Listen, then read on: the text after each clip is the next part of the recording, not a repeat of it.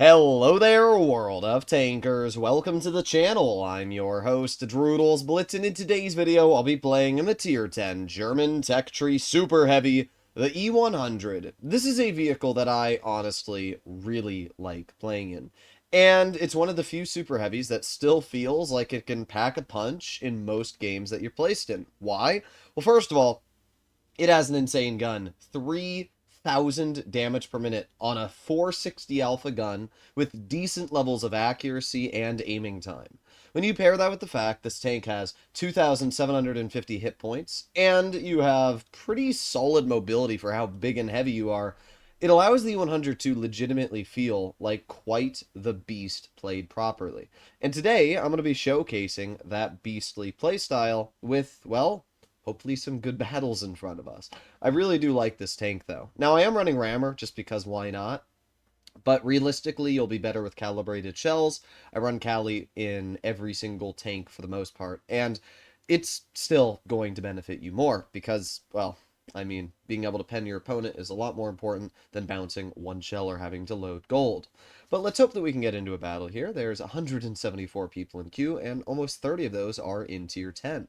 The problem that you usually run into right now is that not a lot of people drive heavies. This game we actually have three, though, two of which are super heavies, an enemy 100, VK72, so that's pretty good. They also have a Minnow, which is a very dangerous tier 10. We'll see what we can do against the Minotauro. Alright, well, let's move up, and hopefully we get some damage out. Alright. Well, the first play is to figure out where we want to go. And with the 100, that's not as easy, clear-cut, and dry as you'd think, because we're in a tank that doesn't have great turret armor. It is better than the mouse turret armor, just because of the fact you can angle it easier, but, like, apart from that, I can't really say the turret armor is anything special. So, it's definitely a bit of an awkward situation here, but what we're going to do is we're going to head over to this flank of the map. We have the IS-7 right in front of us. Did we not get spotted? I don't know how we didn't get detected by that IS-7.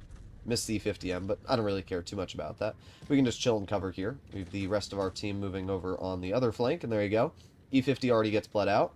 We have the IS-7 in front of us, who I'm hoping that we can get some damage into. There you go.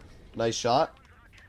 Oh, there it is. The Object 704 shoots us. Nothing I can do about that. That is rather lame.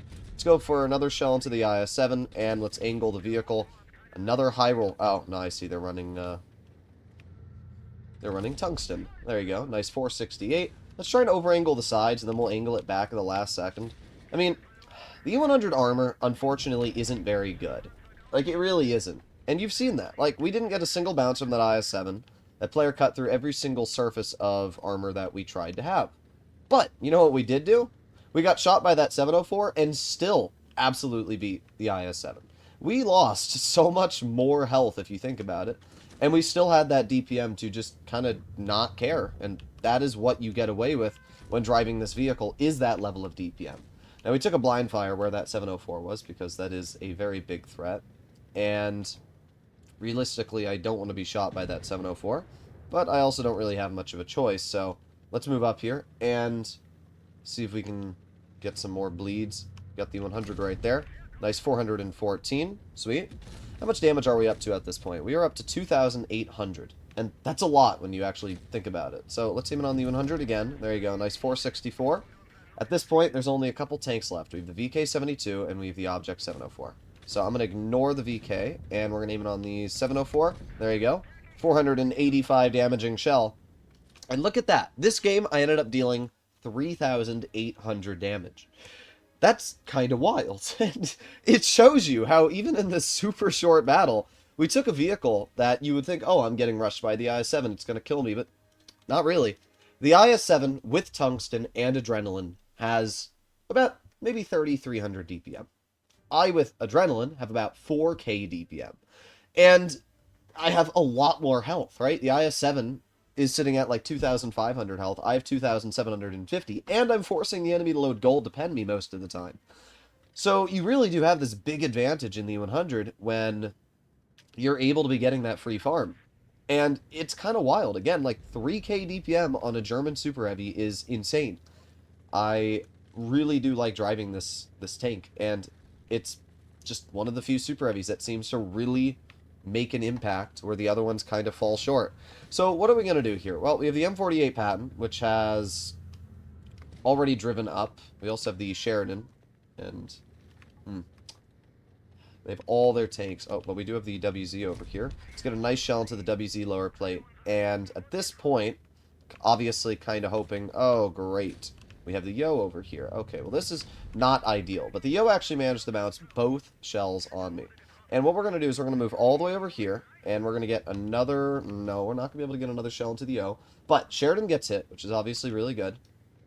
And what I'm hoping is that if that WZ does try to push me, we will be in a situation where they will bleed a lot of health for it. There you go. Another nice shot into the enemy Yo, and we drive into cover. Okay, not bad. Not bad. I am obviously worried about the WZ and about the enemy tanks, but I'm not too worried. There you go. Another nice shot into that Yo. Again, look at this DPM. Like, we are just ripping out that damage. We're already up to 1800 in this game. We've only been shot once, and not really a massive bleed either. We have the Yo, who's crossing, which means we can aim it on the side of their tank, and there you go. Nice 484. We do get penned in return, but I don't think that Yo's really enjoying the experience. Oh, we got the WZ over here. Again, WZ is a dangerous tank, but that player manages to bounce me because I'm in a super heavy. So we get a nice shell into them once, and we have more DPM than this WZ. Think about that for a second. We out damage per minute this tier 10 tank destroyer. So even though they are a threat, as long as I angle this vehicle properly here, and we chill, I mean, what's this WZ going to do? We can aim it on their roof. We can get a nice overmatch into their vehicle. Now, we do have to be really careful about this Yo. So right now, what I'm going to do is I'm going to face hug this Yo so that we don't get penned. WZ just got cleared. Get a clear into the Yo, and just like that, we've now taken out basically the majority of the enemy. So now we can head over this way. Actually, you know what? I might just... They have a 183. That is a problem. That 183 is a serious problem. Could also back up and potentially shoot the M48 Patton. If I just keep backing up, if that Patton decides to reverse their tank into my vehicle here, we could potentially get a shell into that M48. So what I'm going to do is I'm going to chill right here. We're going to aim it on its rear. And there you go. 472 damage. This tank is very tall, so you do have that really nice opportunity to get those shells out that you normally wouldn't be able to. We just took that Patton and brought them down to a one-shot. So they're basically cooked. We have the T95E6 over on this flank of the map now. And what I'm hoping is that, realistically, we can push this E6 and get some big bleeds into his vehicle. We also have the 183 in the back. So let's aim it on that 183. There you go. Nice 477 into that vehicle. Again, we have 3,000 DPM. So we can aim it on this 183 again. And boom. 575. 2 shots into that 183. We've brought a full health tank, and we've absolutely obliterated them. Back up, reload, and we have the E6 right here. Nice tracking shot for 499. This player's obviously cooked at this point, so we're not even going to worry about that player. And we're going to aim in over where the 183 was in the back. There you go. We get a bounce from the 183. We've now blocked 4,400 damage in this game. We're going to pretend we're looking over this way. And I'm going to hope that, for some reason, this T100 LT... Come on. Give me that angle. Boom. Easy shot into the T100, taking that player out of the game. This battle that you just watched was 7,000 damage. 7,000 damage. Think about that for a second. That is crazy. And it really shows what the E100 can do and why it is so dangerous. A mouse would not have been able to do what I did in this game.